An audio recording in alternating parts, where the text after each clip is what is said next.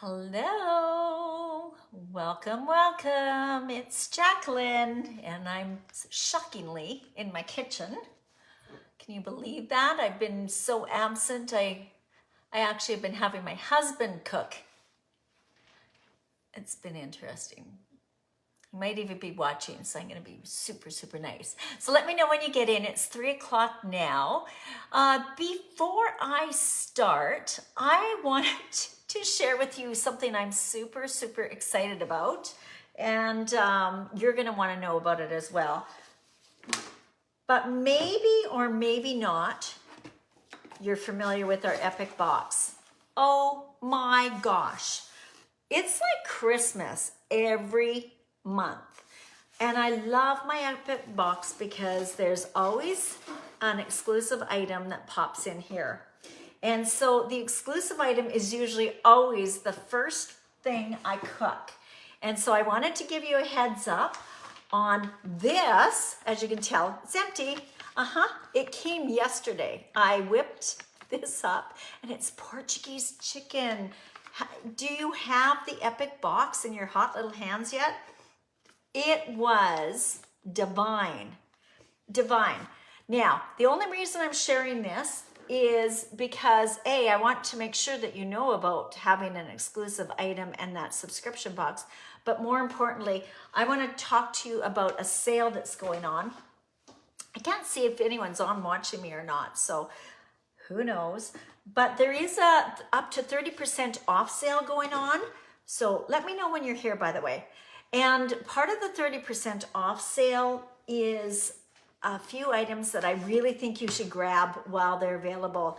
This is a meat thermometer. It's the one that the company says. It's got an auto off button, and how awesome is that? You open it up and it's ready to rumble. Hi, Joanne. I love it. Now, why do I want to recommend this? Because if by any chance this Portuguese chicken comes into our product line, or you're doing the rotisserie chickens and every microwave, hey Wendy, every microwave is a little bit different. The instructions actually say, make sure the internal temperature is 180 degrees. How are you guys going to know? So this is on sale. This is in the Epic box. You won't be able to get it now because this is in March and you would have had to order it in February. But if you're wanting exclusive items, get the Epic box for next month because you also get an ebook. And I was flipping through here going, really? Some of the things, okay, for those chocolate lovers, how about pudding milkshake? Isn't that fabulous? Anyway, enough. Let's get started cooking. Today, I'm gonna make something. It's gonna be a fusion. So I hope you're ready. Hang on to your socks. I'm gonna call it sun-dried red lentil fusion. And for those of you who have never made anything with lentil, you're gonna love this, especially because it's so economical. Who's made something with lentil in the past? So starting off, I want to feature our saute pan. I believe this might be on sale as well, and it's one of our higher priced items, definitely worth it. If it is on sale, grab it. Again, this sale is, I should mention, the sale is while supplies last or March 13th. So your time is ticking. Hey, Pam, nice to see you. Okay, so in my pan, I'm going to put, I don't know, a tablespoon, 1 to 2 tablespoons of oil and get that heated. Now, I just remembered I have an induction stove. That means I've got to chop fast.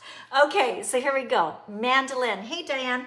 So I've put in the slicer and dicer. I've got onion in here, and you're gonna love how slick this works.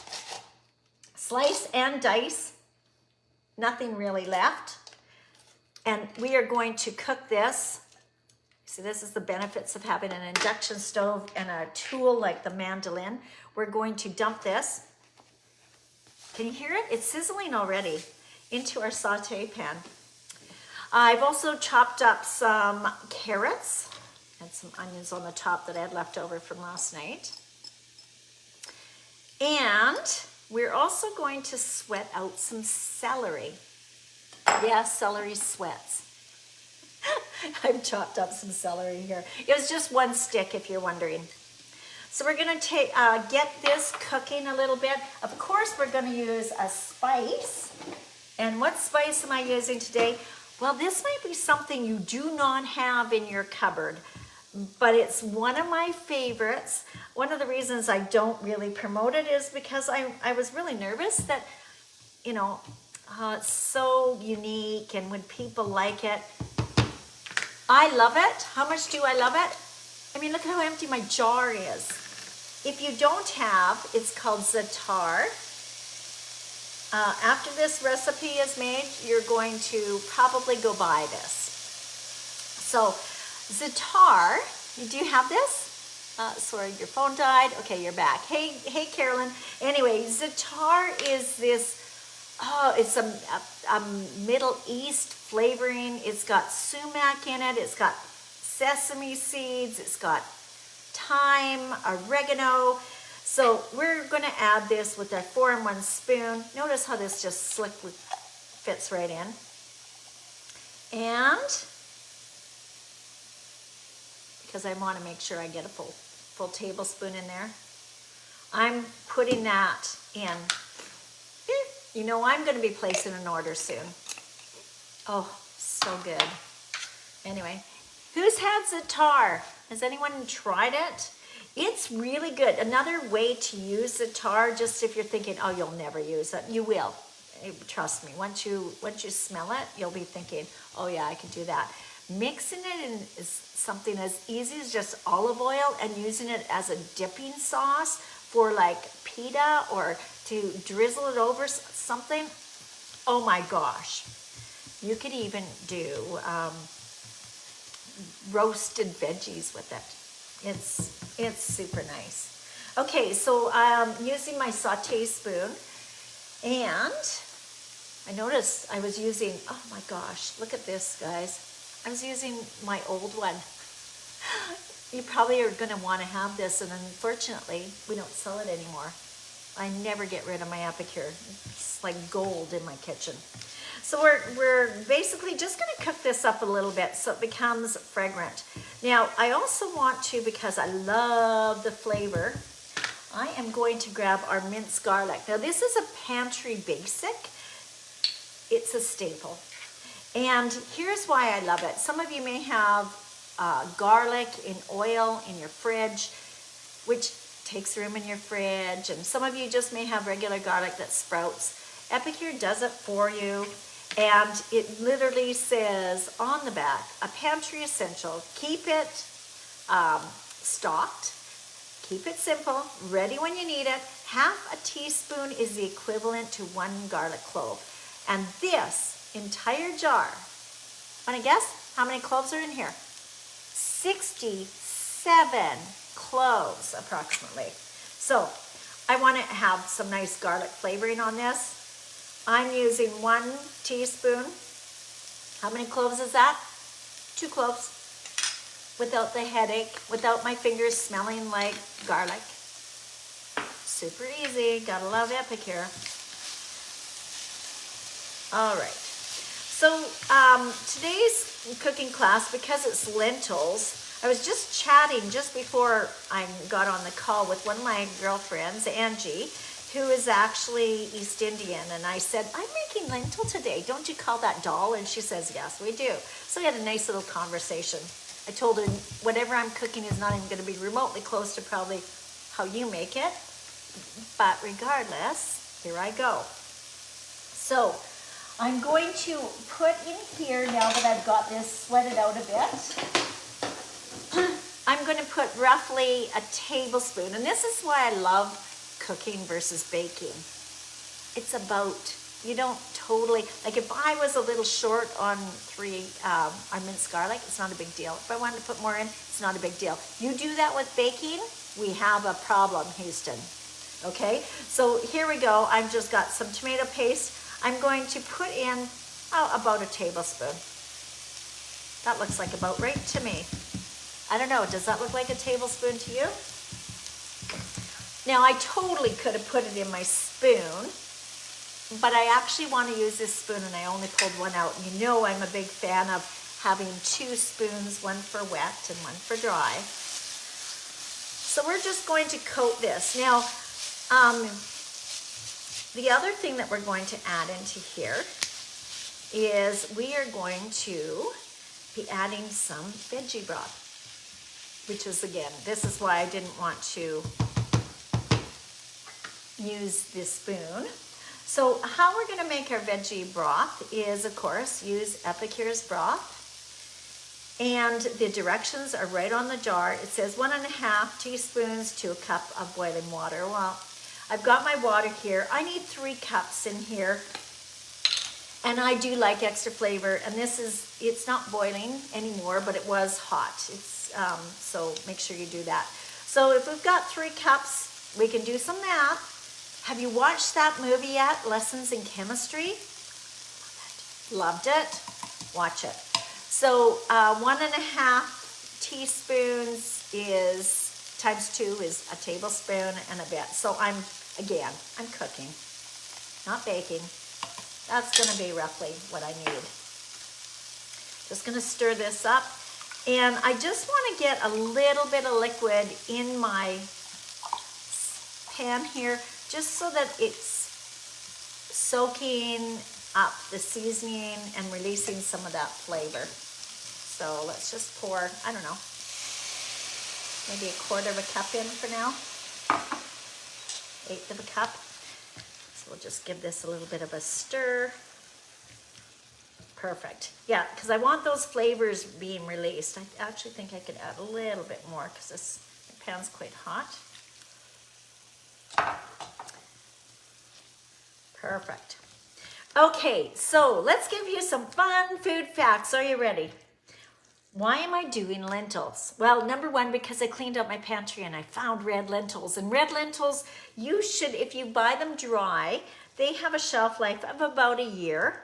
And then they start getting really tough and they don't have as much flavor. And anyway, I came across my lentils and went, oh my gosh, I should probably get these used up. Lentils are also very economical, but they're healthy for you. They're good for fiber. They've got lots of protein. Oh my gosh, they are just little powerhouses when it comes to meals. And they're very inexpensive. In fact, they're considered the poor man's meat. Yeah, our meat substitute. Yes. So I don't care what you want to call it, but if you've got lentils, go use them.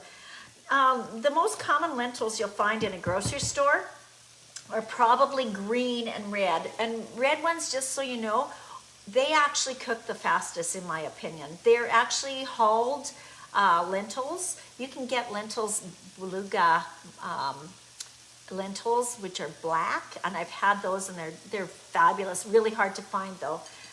You'll find also green lentils, which are larger. So if you want to have a fast meal, get the red. Now what I've done with this is 1.5 cups of lentils, and I rinsed it in a bowl until my water sort of came clean. And I did this last night because I knew I was going to be doing a cooking class today. I could have just drained it and poured it in. It's not going to make that big of a deal, but you want to wash your lentils just like your rice to get rid of the debris. Hey Lisa and Irene and everyone. So we're just going to put our lentils in. Honestly, these cook so fast. And I noticed I steamed up my camera on that one. Okay. Anyway, we're going to add our lentils, and now the other thing we're going to do is I'm going to add some broth in a minute, but I'm going to talk to you about my sun-dried tomatoes. I did say this was a fusion class, right? So went to the store yesterday because I needed the chicken for the Portuguese chicken, and tomatoes were on sale. Oh my gosh, $3.99. So I bought scads of them. And when I get lots of tomatoes on a really good price, I know I'm not going to go through them all fresh in my salads and whatever. So I made my own oven-dried tomatoes. How do I do that? I'm going to put the recipe up on my website. But to give you an idea, and I'm just looking at let me grab my products because I have them off to the side here. I was snapping a picture. But what I use in mine is marinara. So again, yeah, Italian. I use a roasted garlic aioli, salt and pepper, and I always have, this is my favorite little thing. This is sun-kissed tomatoes. If that ever comes back, grab it. So, but that's how I make my little tomatoes. And then I pack them in a little sealer jar and I've got them. But how this works is you cut up your tomatoes, you season them with oil, and I mix all those seasonings together and toss them.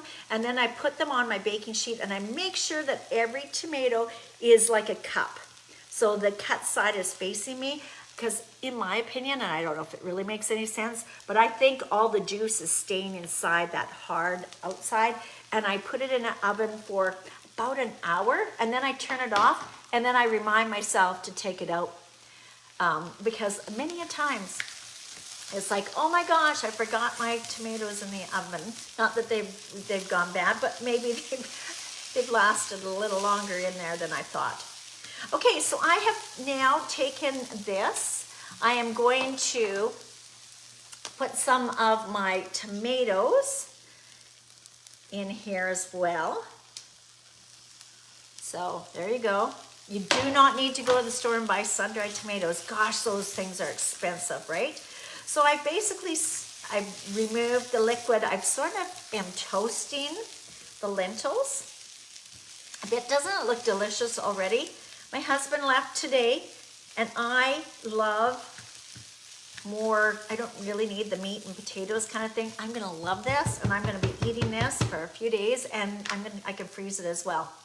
Okay, so we've got this done. We are now gonna add our broth, because we're gonna make like a gravy sort of.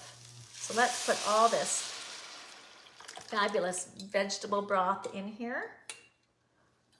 What did I do with my, there it is, right under my nose.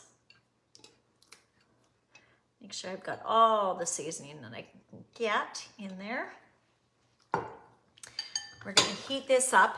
And the next thing that I'm gonna do is, there's 2 more ingredients that I'm going to do, but we're gonna just cook this, bring it to a boil for about, how long? I'm gonna say, I'm gonna put a lid on it. I'm gonna put it in for about 5 minutes. While that's happening, let's talk about some fun food facts. And this is gonna go really quick. So some fun food facts about lentils. Well, I don't know if you know this, but in Italy, you guys are gonna be really smart.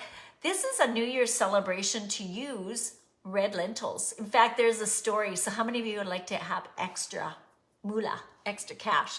On New Year's, they actually serve lentils with pork, and they say that the more lentils you eat, the wealthier and more prosperous and better luck you'll have. So I don't know if it's really true or not, but if you're looking for extra money, you may want to eat lots of lentils. I'm going to tell you, whether that's true or not, because the cost of lentils are so inexpensive, I'm going to say at least you're going to save money. So that's sort of a cool, fun food fact. Here's another really, really cool one. I mean, did you know that? I noticed someone says, yeah, they want extra money. The other really cool fact that I thought was nice to share is Canada, go figure, is the #1 producer, top producer in the entire world for lentils. I had no idea. I grew up on a ranch, so I'm familiar with cattle and things like that, but I don't recall my cousins cooking or having fields of lentils, but maybe that's more a current thing. How much lentils does Canada produce? 45%. 45% of the lentils in the world come from our beautiful country of Canada. Who knew? Who knew? Okay, so this is cooking up. I'm going to cook it down a little bit more once we're off, because I know you don't want to watch grass grow. But there's a couple other things that I'm going to add, and it doesn't matter if I do it sooner or later, but I will be cooking this down so it's not, as you can see, it sort of looks like soup right now. We want it to be more like a stew. To flavor this up, I'm going to be putting in some coconut milk And because I know you guys need iron, I was just chatting with my younger son. Probably shouldn't talk about his health issues, but he's like his mama. He is iron deficient. They don't even like my blood. I don't think I have to worry about Dracula or anything, but yes, I'm very, my blood is very low in iron, and lo and behold, my son has that as well. So the other thing I'm going to be adding is, in a couple minutes, is spinach. So I know I was chatting with them. Okay, what have you been eating? What's your diet like? You do realize that when you cook with the right food, you can actually, like, you know, there is that saying, let food be thy medicine. I mean, if you eat better, chances are you can really help the process instead of hinder it. I know I was doing a little recording here and I was talking about fast foods and convenience foods and how they're just chock full of salt, sugar, fat. And last week, I think on the news, they actually were talking about how the packaging on fast foods is really bad for you, like carcinogenic. So I don't know how true that is. I should research it before I tell you, but you may want to take a look because it came out through, I think, the New York Times. So I'm thinking it's probably pretty legit. It's not like I found it on, you know, some obscure website somewhere, which, you know, a lot of people do read and believe everything they read. So anyway, so cooking this down, we're gonna get our spinach. Note, yeah, I have to go get more lettuce. Half of it's empty. So this is our I don't know, food saver, I guess. I know there's a word for it, but I don't know. It just stays in my fridge. It's just really handy. Anyway, you can I've got it set up so I can have spinach and then I can have some other types of greens on this side. I want to go buy arugula. Arugula is one of my favorites. Not my husband's, so I'm glad that I'm out on that side so I can have arugula for the next few days.